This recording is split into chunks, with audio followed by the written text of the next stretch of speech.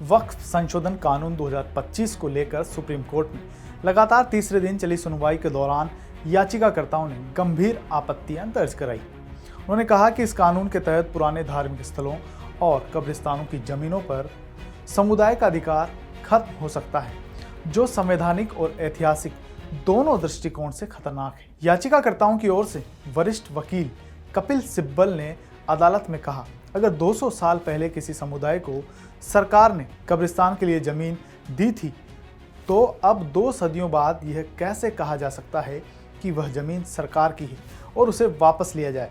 उन्होंने आशंका जताई कि अगर यही तर्क आगे बढ़ाया गया तो लखनऊ जैसे ऐतिहासिक इमामबाड़े पर भी सवाल उठ सकते हैं। मुख्य न्यायाधीश भूषण रामकृष्ण गवई ने इस पर कहा, अगर 1923 के वक्फ अधिनियम के तहत संपत्ति का रजिस्ट्रेशन किया गया होता तो ऐसी स्थिति नहीं आती। यह नहीं कहा जा सकता कि 1923 से 2025 तक रजिस्ट्रेशन की कोई व्यवस्था नहीं थी। जस्टिस ऑगस्टिन जॉर्ज मसीह ने पूछा, क्या इसका मतलब यह है कि जैसे ही किसी संपत्ति पर विवाद हुआ और जांच शुरू हुई, वक्फ का अधिकार खत्म हो जाएगा? इस पर सिब्बल ने सहमति जताई और कहा कि जांच पूरी होने तक संपत्ति का नियंत्रण भी समाप्त हो जाएगा और यह फैसला जांच कर रहे अधिकारी पर निर्भर होगा।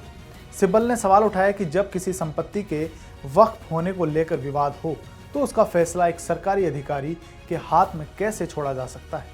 उन्होंने कहा कि कलेक्टर की जांच शुरू होते ही संपत्ति वक्फ के कब्जे से बाहर हो जाएगी और बाद में उसका फैसला स्थायी प्रभाव डालेगा।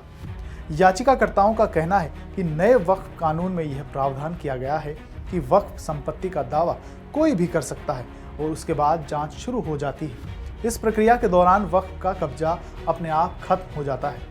इसके बाद सरकार का ही अधिकारी तय करेगा कि जमीन किसकी है, जो कि निष्पक्षता पर सवाल उठाता है। वहीं आज हुई सुनवाई में केंद्र सरकार की ओर से सॉलिसिटर जनरल तुषार मेहता ने पक्ष रखा। राजस्थान और हरियाणा सरकार ने भी केंद्र का समर्थन किया। सॉलिसिटर जनरल तुषार मेहता ने कहा कि किसी भी कानून को सिर्फ इसलिए असंवैधानिक नहीं कहा जा सकता क्योंकि उस पर बहस की जा सकती है। उन्होंने कहा कि वक्फ एक धार्मिक भावना से जुड़ा मामला है और यह अल्लाह के नाम होता है जो स्थायी होता है। उन्होंने यह भी कहा कि अगर यह कानून असंवैधानिक पाया गया तो अदालत उसे रद्द कर सकती है, लेकिन वक्फ की मूल भावना बनी रहेगी। मेहता ने यह भी तर्क दिया कि 2013 के संशोधन से पहले केवल मुस्लिम ही वक्फ बना सकते थे, लेकिन अब कोई भी व्यक्ति वक्फ बना सकता है। उन्होंने कहा, अगर कोई हिंदू सार्वजनिक धर्मार्थ उद्देश्य के लिए संपत्ति देना चाहता है तो वह ट्रस्ट बना सकता है, वक्फ क्यों बनाए?